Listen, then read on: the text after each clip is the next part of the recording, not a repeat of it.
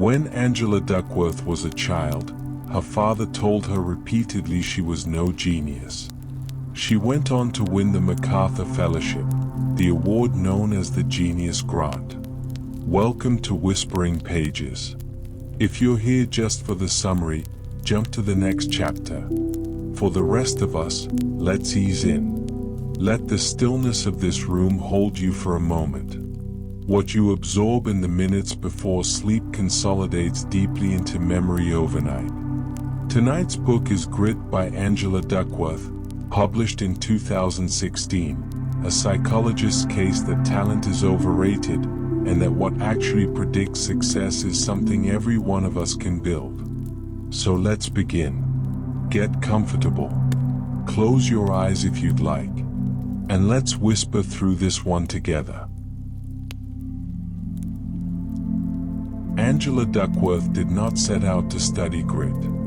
She set out to understand why some people succeed and others don't, and the answer she kept finding surprised her. She'd spent years as a math teacher at an elite public high school in San Francisco.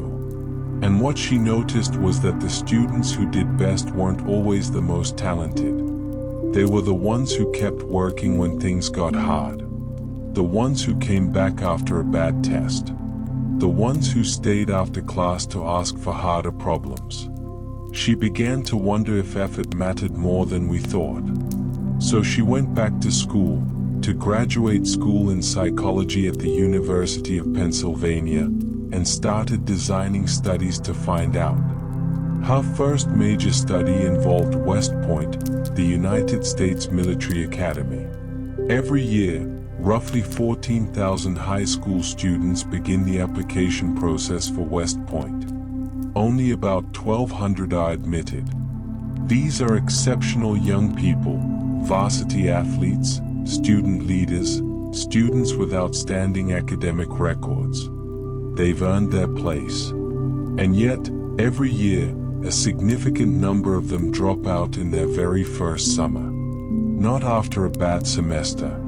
In the first 2 months. During a 7-week training program so grueling it's simply called Beast Barracks. Days that start at 5 in the morning, end at 10 at night, with no weekends, no real breaks, and almost no contact with family. The Army had been trying for decades to figure out who would quit and who would stay. They had a sophisticated metric called the whole candidate score, a weighted formula accounting for academic grades, standardized test scores, leadership records, and physical fitness. If anyone was going to predict who could make it through Beast, surely this score would. It didn't. Cadets with the highest scores were just as likely to quit as those with the lowest. Duckworth brought a different tool, a short questionnaire she had developed called the Grit Scale. It asked about things like whether a person stays committed to their goals over years, whether setbacks discourage them permanently, whether their interests shift from year to year. Grit scores had no relationship to the whole candidate score, meaning gritty people weren't necessarily more talented, and talented people weren't necessarily grittier. The two things were completely separate. But when the first summer ended and the dropouts were counted, it was the Grit Scale that predicted who stayed. Not SAT scores. Not physical fitness. Not leadership experience. Grit. She replicated the finding in other demanding environments.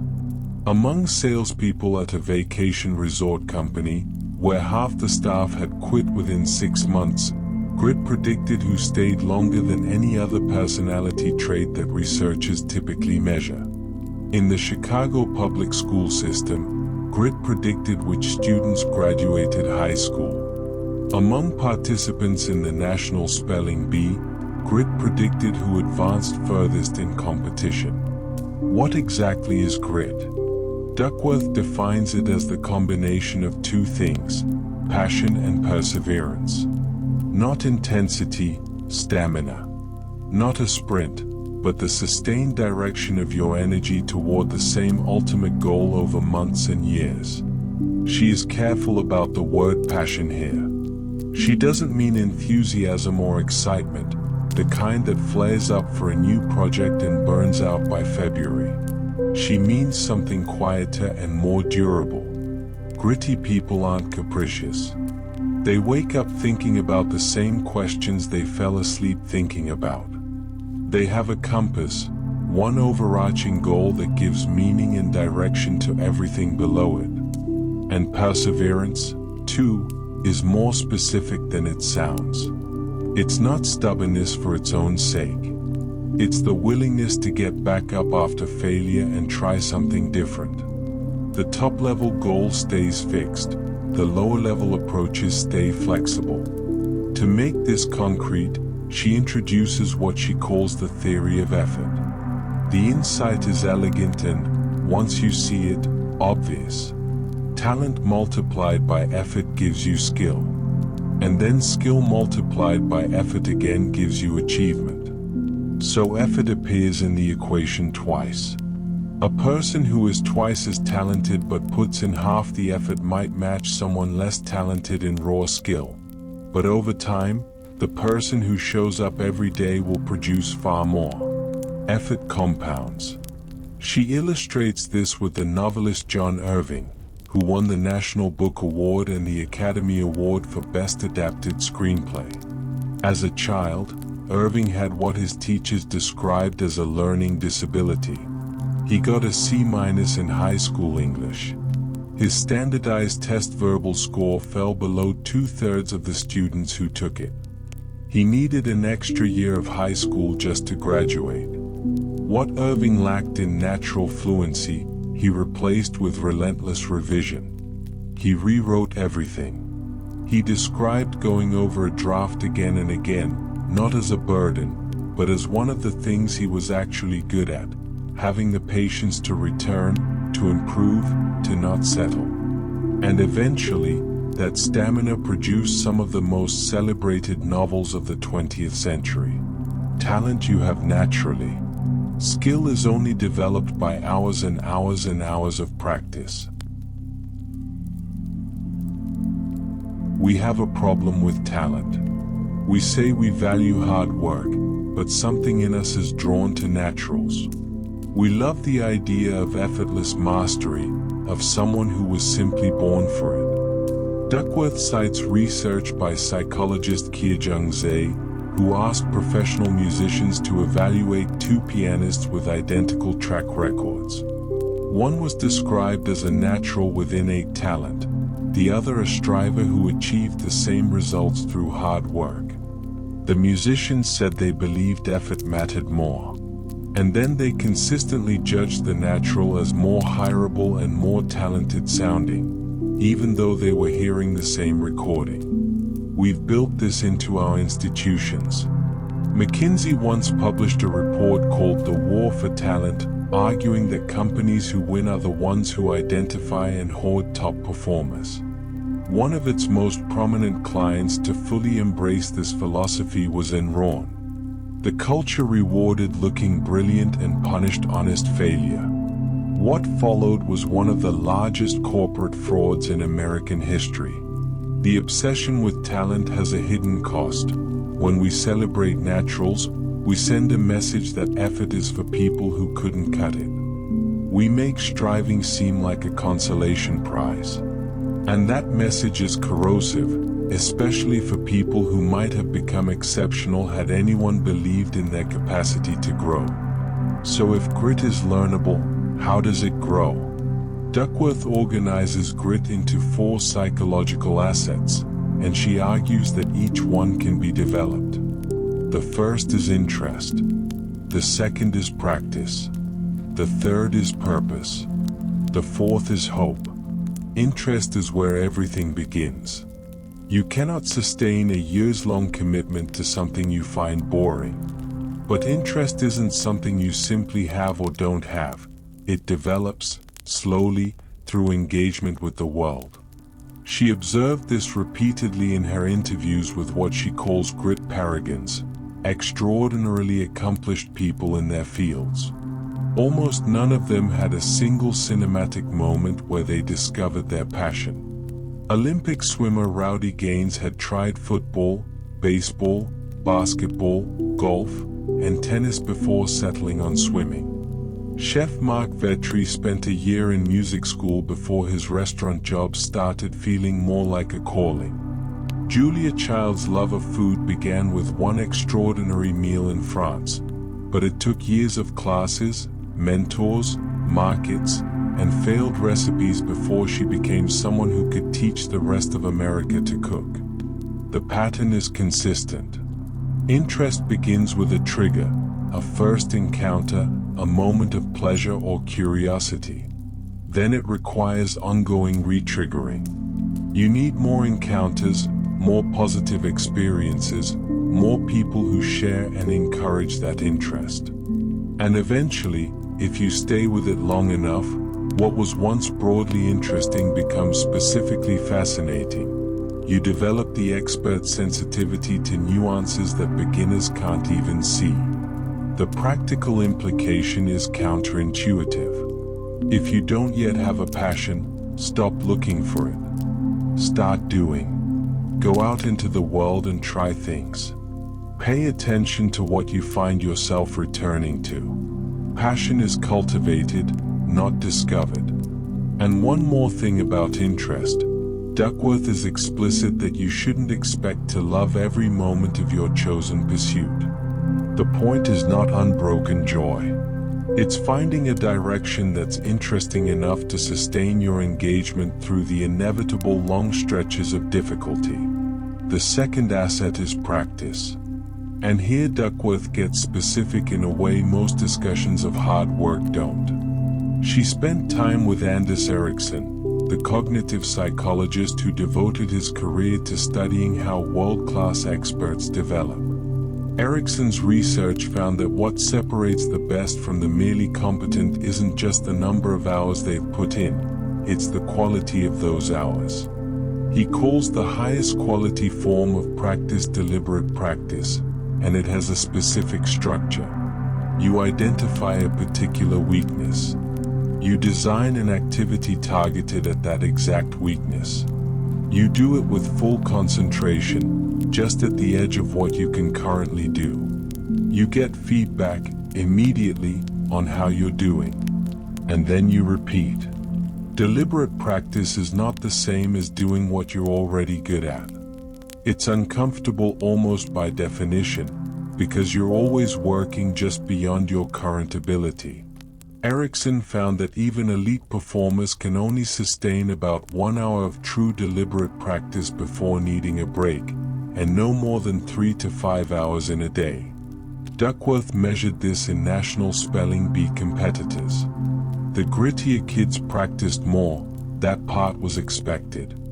But the bigger finding was that deliberate practice, specifically, predicted advancement in competition far better than any other form of preparation. Flashcard drilling, reading for pleasure, competing in practice rounds, all of it mattered less than sitting alone, identifying difficult words, pushing against the ceiling of current knowledge.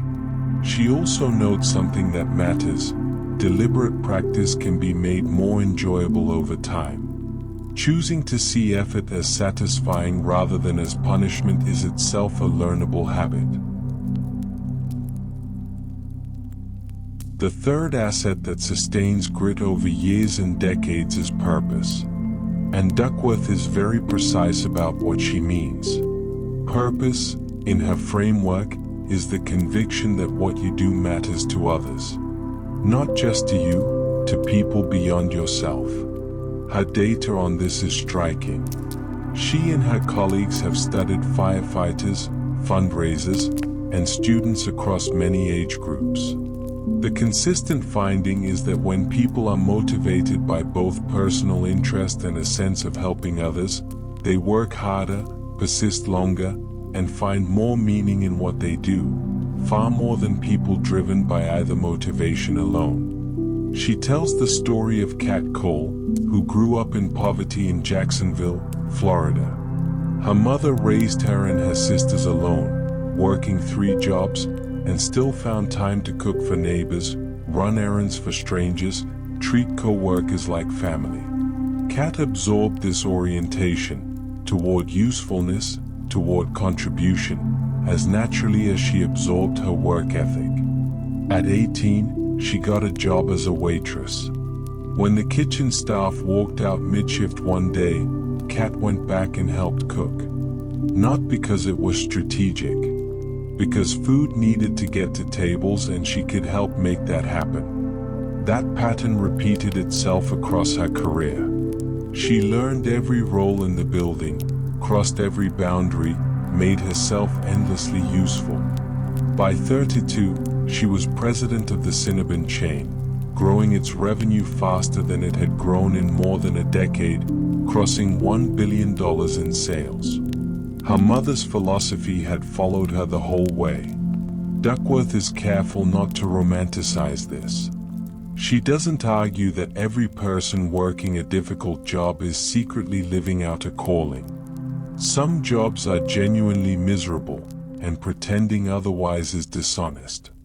But she does argue that within almost any occupation, it's possible to craft your work toward what matters most to you, to find the dimension of your role that connects to something larger. This is what researchers call job crafting, adjusting the boundaries of what you do to align more closely with your interests and values, without necessarily changing jobs at all. Purpose also develops over time. Just as interest deepens with experience, so does the sense that your work is connected to something meaningful. This is why purpose is often a feature of mid-career professionals rather than new graduates. It takes years of engagement with a field to see where your contribution fits into the larger story. The fourth and final asset is hope. But not hope in the passive sense, not the expectation that things will get better on their own. Gritty people have what Duckworth calls active hope, the belief that their own efforts can change their situation. She traces the science of this back to Martin Seligman's famous experiments on learned helplessness. In the 1960s, Seligman and his colleague Steve Meyer were studying dogs in cages who received small electric shocks. Some dogs had a lever that could stop the shocks. Others had no control. The shocks came and went regardless of what they did. When the helpless dogs were later placed in an environment where they could easily escape the shocks, most of them didn't even try. They'd learned that their actions didn't matter, and that belief transferred to new situations. The same pattern appears in humans. People who've experienced repeated failure in environments they couldn't control often stop trying, even when their circumstances change. The failure becomes internalized as a story about themselves. I'm not the kind of person who succeeds at this. But Seligman also discovered that this isn't fixed. Optimism, the belief that setbacks are temporary, specific, and changeable, can be cultivated. People can learn to argue back against the voice that says it's hopeless, to reframe failure as information rather than identity. Duckworth adds something important to this: the relationship between hope and growth mindset, a concept developed by her Stanford colleague Carol Dweck. Dweck's research distinguishes between people who believe ability is fixed, you either have it or you don't, and people who believe ability can develop with effort. People with a growth mindset are more likely to persist through setbacks, more likely to seek out challenges, and more likely to interpret failure as something to learn from rather than something to run from. Duckworth's grit research is, in a sense, the behavioral confirmation of Dweck's psychological insight. If you believe you can get better, you try. If you try consistently over time, you do get better. The belief creates the behavior that creates the outcome. How do you cultivate this kind of hope? Duckworth's answer involves, in part, small experiences of agency, moments where you try something difficult and it works. These accumulate. They build a track record your inner voice can point to. And they shift the narrative from "this is who I am" to "this is where I was," and I've moved. The second half of the book turns from the inner life of grit to the outer conditions that shape it. Duckworth argues that grit isn't just grown from the inside, it's also grown from the outside, through parenting, through the activities we participate in, and through the cultures we inhabit. On parenting, she opens with a question that turns out to be a false dilemma. Is grit built through adversity, through demanding, high standards parenting? Or is it nurtured through unconditional warmth and support? Most people assume these are opposite ends of a spectrum. The research suggests they are not. The most developmental approach to parenting isn't authoritarian or permissive, it's what psychologists call authoritative, demanding and supportive at the same time. High standards, high warmth. Clear expectations, genuine care. She tells the story of Steve Young, the Hall of Fame quarterback. Young's father, known to everyone as Grit, was exactly this kind of parent. He held the family to strict expectations. You finished what you started, you didn't quit, but he also showed up constantly. When Young was in his first year at Brigham Young University as an 8-string quarterback, feeling invisible and humiliated, he called his father and said he wanted to come home. His father told him he couldn't quit. But Grit Young also drove through impossible weather, took multiple connecting flights, made whatever sacrifice was necessary to get to his son's games on weekends. He was both demanding and deeply present. Young became the highest-rated quarterback in National Football League history at the time of his retirement.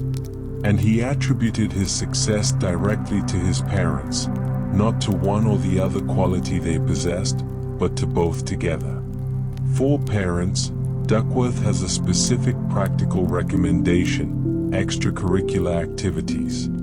Particularly, activities that are difficult, structured, led by an expert other than the parent, and that require the child to commit for at least a full season before being allowed to quit. The research on this is surprisingly robust. Children who participate in at least one hard, demanding activity outside of school develop more grit over time. The activity itself seems to matter less than the experience of working towards something difficult under someone else's instruction. She calls this the hard thing rule. Every member of the family does at least one hard thing. Parents too. And the child chooses their hard thing. They can't be assigned a passion, but they commit to it for a defined period before deciding whether to continue. Beyond the family, Duckworth points to what she calls the culture of grit, the way organizations and communities can embed perseverance into their shared identity. The Seattle Seahawks, under coach Pete Carroll, deliberately cultivated a team culture centered on competition and growth mindset. Carroll's first staff meeting opened with the question, "What is your philosophy of life?" He wanted people who had thought seriously about why they were doing what they were doing. The result was a team where grit wasn't a trait some individuals happened to have. It was simply how things were done. She also describes Anson Dorrance, the winningest coach in women's college soccer history, who built a culture at the University of North Carolina where intense effort in practice wasn't performed for the coach, it was tracked and made visible. Every player knew how hard every other player was working. The standard was public and unambiguous, and players held each other to it. Social multiplier effects, Duckworth calls it. When the people around you are striving, it raises what feels normal. And then there is the Finnish concept of sisu, a word the Finns use to describe something like inner toughness or gut strength. It refers to the ability to continue in the face of adversity that would break most people, to find some reserve when all obvious reserves are gone.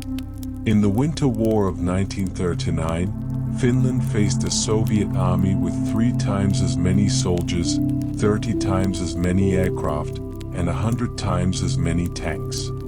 The Finns held their ground for months beyond what anyone expected. Duckworth takes sisu not as evidence of some genetic Finnish toughness but as a lesson about identity.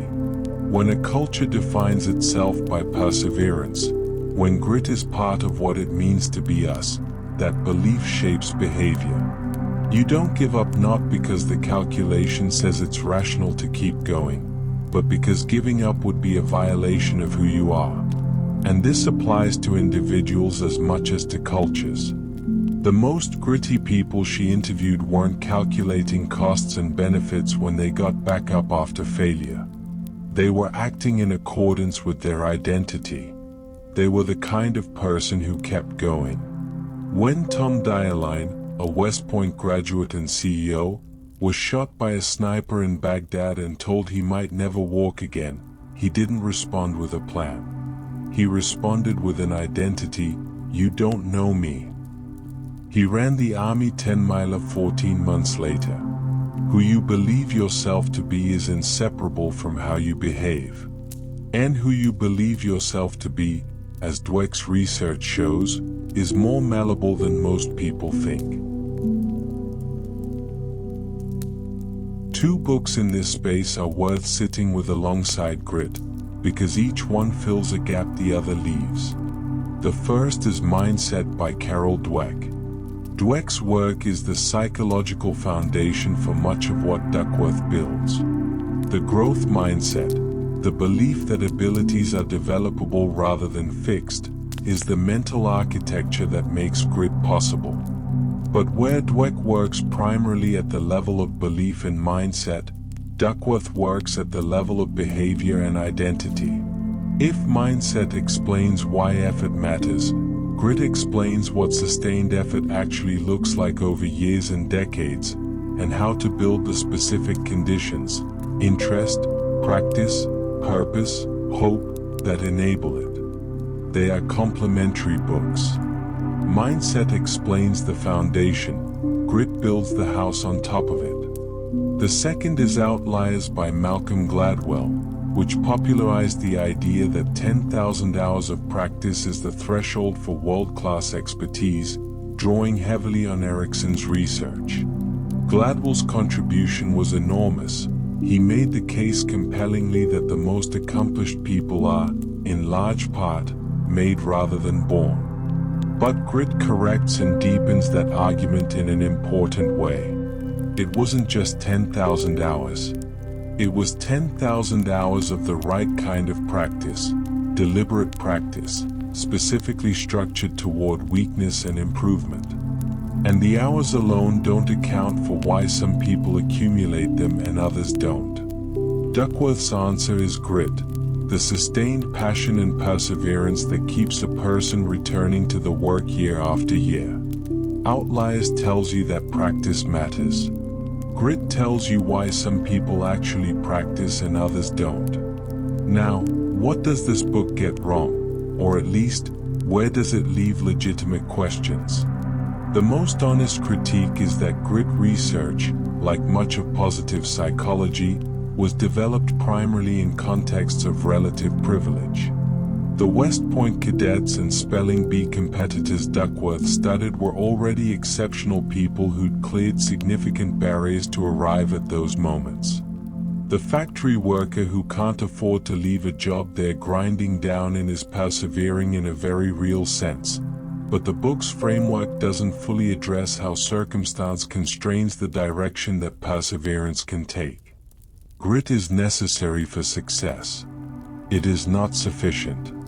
Access, mentorship, family support, and the basic safety to take risks also matter, and Duckworth is more measured about this than critics sometimes acknowledge. A second concern: the book can inadvertently suggest that persistence is always a virtue. Duckworth addresses this, but not as strongly as the problem deserves. There are situations where quitting quickly is the right choice, where the sunk cost has become a trap, where the goal itself was mistaken, where the cost of continuing is genuinely too high. The hard thing about grit is knowing when your top-level goal is worth your continued devotion, and when it isn't. Duckworth's guidance here, that low-level goals should be flexible while top-level goals should be fixed, is useful but not always easy to apply when you're in the middle of something that isn't working. And finally, the book is fundamentally hopeful in a way that could read as minimizing structural inequality. Duckworth is careful to say she isn't arguing that grit is all that matters, but the emotional register of the book is that obstacles can be overcome. For some readers, in some circumstances, that message is genuinely liberating. For others, it risks being one more way of locating the problem inside the individual rather than in the systems they navigate. None of this undoes the value of what she's built. What Duckworth demonstrates is that talent is enormously overrated, and that our cultural obsession with naturals is not only empirically wrong but actively harmful. It produces institutions that anoint the gifted and abandon the rest. It produces children who learn to protect their image of talent rather than risk it on difficult work. It produces people who never try because they already know they don't have it. The antidote isn't pretending effort is easy.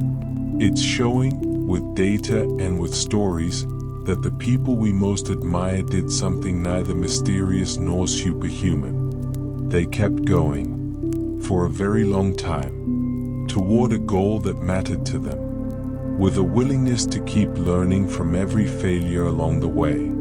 There is much more in the full book, particularly the research on parenting styles across cultures and the extensive interviews with grit paragons from business, sports, and the arts, that deserves your attention. The link to grab a copy is below, and it helps support the channel at no extra cost to you. So what do you take with you into sleep tonight? Maybe this: you are not the score on the test someone gave you when you were young. You are not the fixed quantity of talent your early performance suggested. You are, in part, whoever you decide to keep becoming, with the stubbornness to stay loyal to what matters, and the patience to let the years of work do what they do. That is grit. And it grows. Sleep well. And we'll see you at Whispering Pages for the next one.